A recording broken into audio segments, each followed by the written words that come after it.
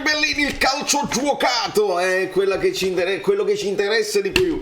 Però io indosso un pochino la maglietta perché non lo so se lo voglio. Cavalchi la polemica! Cominciamo.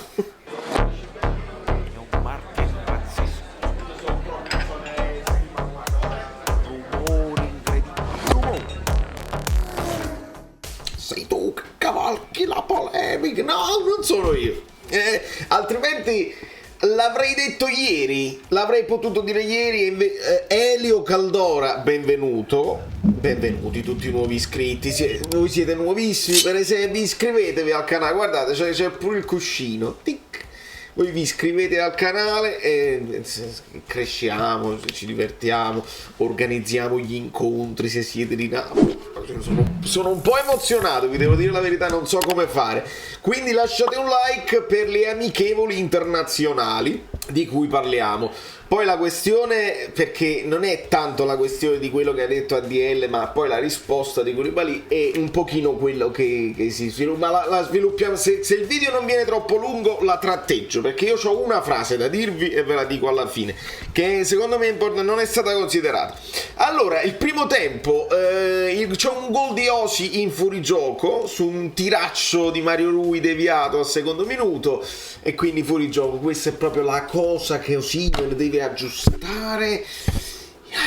Un poco troppo presto quella foga di andare. Aspetta che sei velocissimo, ce lo dimostri poi dopo, quindi se aspetti un attimo te li mangi lo stesso. Vabbè.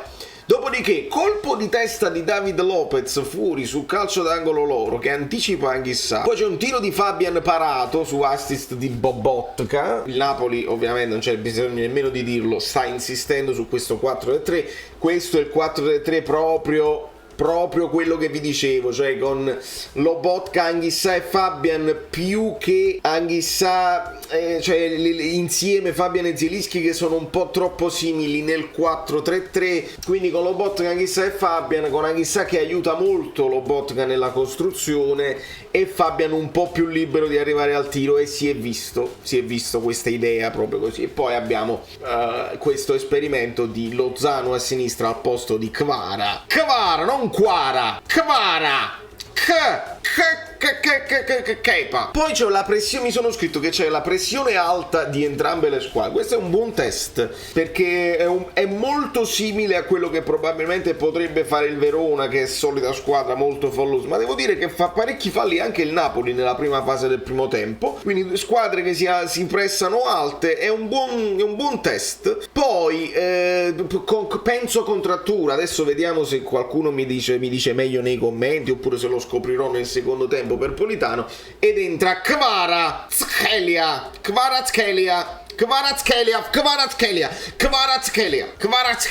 Non è difficile, si può fare. L'altro giorno ho sentito addirittura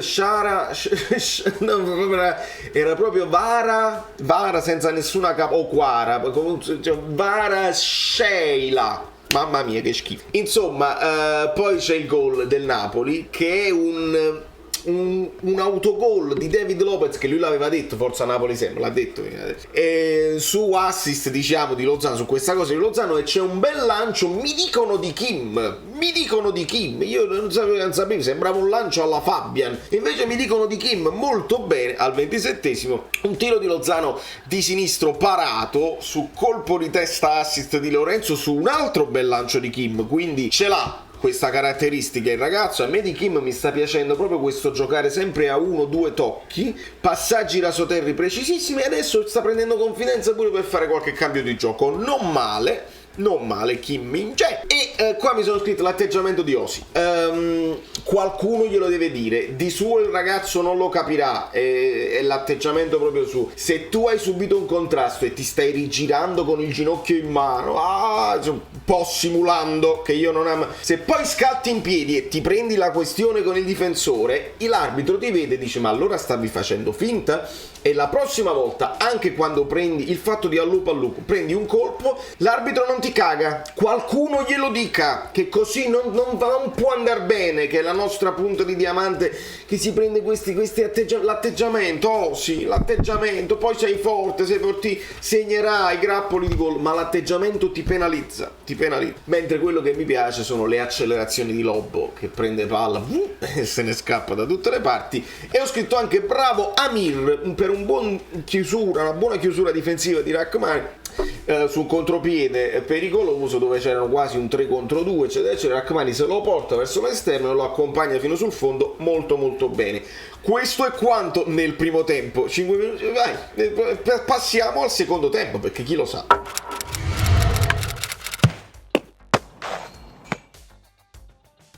E quindi, amici bellini, ma con queste luci è meglio, cioè meno invadente rispetto alla luce, non lo so. Allora, abbiamo vinto. Yes. Importante anche vincere le amiche. È calcio estivo, non conta niente il risultato, però secondo me controllate i social dei ragazzi, secondo me si divertiranno di più rispetto ai pareggini a stento.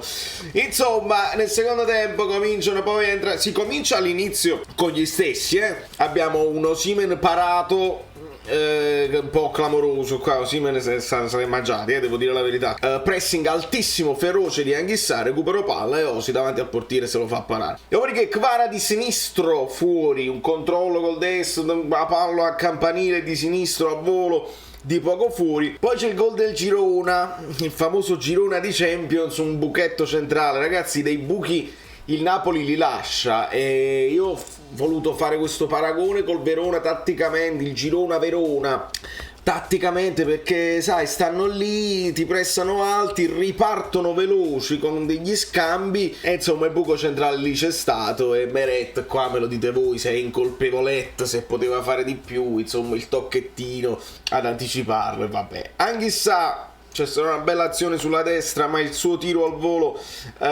finisce altissimo. Poi c'è il rigore chiesto da Lozano, che però vedo che dà proprio un calcio all'erba da solo e si arrabbia moltissimo. Ci deve essere stato qualcosa che non ho visto, d'altra parte i replay non ci aiutavano. Poi c'è un palo del Girona, se non sbaglio, Osi di testa alto sul bel cross di Lozano, anche lì ci si poteva aspettare qualcosa di meglio. Un tiro di Kvara centrale, insomma non un Napoli scintillante fino ad ora, devo dire la verità, con qualche cosa, tanto è vero che io mi sono sentito di dire ma io voglio a Zeman, nel senso, capisco l'equilibrio, capisco tutto, ma come non siamo scintillanti in avanti, tu dici vabbè, però l'equilibrio, non prendiamo azioni da gol. No, le prendiamo, le possiamo anche prendere. Ricordiamo che il Girona è neopromossa in Spagna, ricordiamo sempre così, ma è calcio estivo, fai incavalchi sempre le polemiche. Entrano Zanoli, Osticard, JJ e Olivera, quindi cambia tutta la difesa, resta Meret.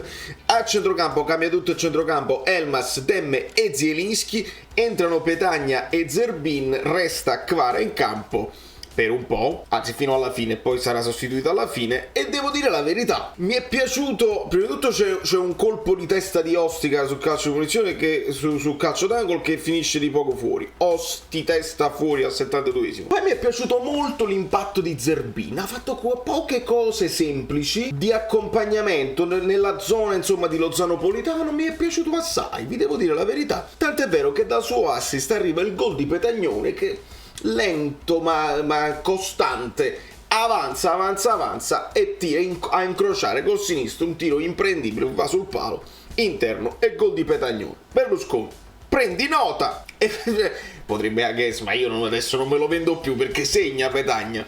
Questo sarà un discorso da fare a fine video. Poi c'è il rigore guadagnato da Kvara, credo inventatissimo. Vedo un difensore che fa così, gli danno il rigore, siparietto, Petagna si va a prendere il pallone, Kvara lo guarda e dice dai qua, e dice, fa pure con la faccia, dice so stare che la già direi. Chissà se è pure una questione di chi se lo guadagna poi lo tira, perché subito dietro Kvara immediatamente si prende il pallone, lo vuole tirare, c'era Zielinski pronto in zona per tirarlo, ma non ha fatto niente per andarselo a prendere. Quindi Kvara va sul dischetto e incrocia al contrario, cioè allarga il piattone, non va a incrociare come Insigne, e anche lui lo allarga e di piatto raso terra spiazza il portiere molto molto bene. Dopodiché nel finale prende pure, credo, una gomitata e viene sostituito da Costanzo. Insomma, il risultato non ci interessa più che altro. vediamo un pochino di cosa sta parlando. Qua si parla di mercato, perché ovviamente sì, perché ma la cosa noi dobbiamo chiarire, secondo me Rispedori, Simeone e Raspadori insieme la vedo difficile, se ne devono andare un'agna pedas. È difficile, secondo me tutti e due è difficile. Si farà secondo me uno sforzo per Raspadori può essere considerato anche vice Osi, in modo tale che ne hai due come più o meno avevi l'anno scorso, avevi Mertens e avevi Petagna. Sotto questo punto di vista secondo me si può fare. Entrambi la vedo difficile, il portiere lo sappiamo perché non si può proprio andare avanti così. E per quanto riguarda il resto, se non arrivano offerte, ragazzi, è difficile anche fare dei cambiamenti a centrocampo, se non se lo pigliano a Zielinski, se lui non vuole andare a West Ham, insomma. Così si rimarrà e si dovrà fare di necessità virtù.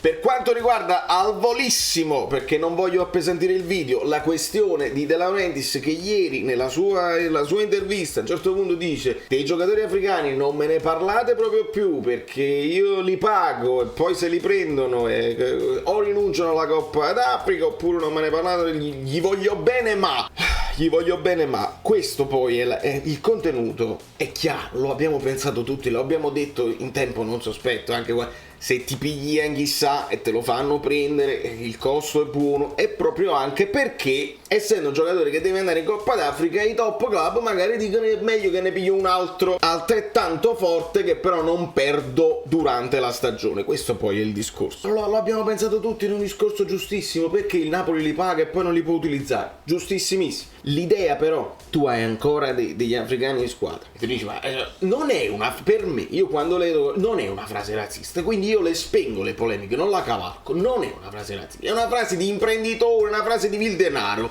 che dice io li pago, devono stare a disposizione, non mi interessa. Però il razzismo non è mai, e questo ve lo dico da uno che viene da Napoli, che viene in America, quindi capisce certe dinamiche, non è mai non puoi stabilirlo tu che parli se sei razzista o no, lo stabilisce chi ti ascolta. E c'è un esempio qua in America: se io dico Oriental invece di Asian, invece di Asian, dico Oriental, pensano che io sia razzista nei confronti di loro. Ovviamente non ho nulla contro di loro, per carità io non lo so, perché in Italia si dice orientale, non c'è problema, posso risultare. Allora, aiuta a parlare così? No. La risposta di Koulibaly, un po' il sorrisino, un po' la cosa, è anche di una dolcezza incredibile, perché lui dice non devi parlare così, devi rispettare quelle che sono le cose. Per noi la nazionale è importantissima, quindi non ti dovresti permettere. Ma addirittura Koulibaly difende la città ancora a distanza, perché dice un pensiero suo, non la pensano così né i napoletani, né i tifosi, né altra gente in società. Assolutamente, è un problema suo e io non ci metto nemmeno bocca. Poi gli chiedono anche ma se al Chelsea poi ti chiedessi no io ci vado, perché per loro è importantissimo, è come Napoli per noi, no? Che ci sentiamo più napoletani che italiani. Di conseguenza è evitabile? Sì.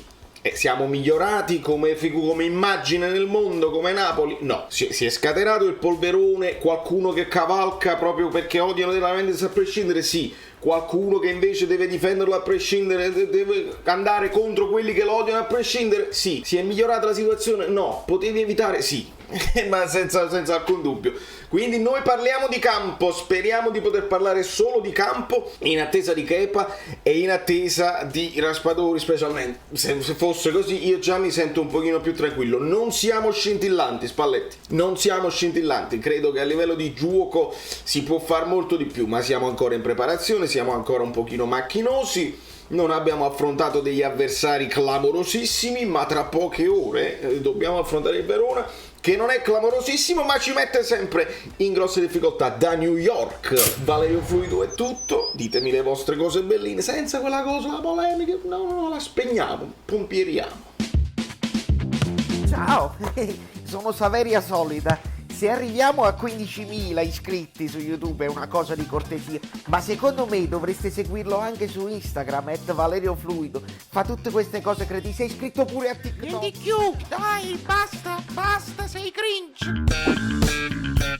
Quante cose.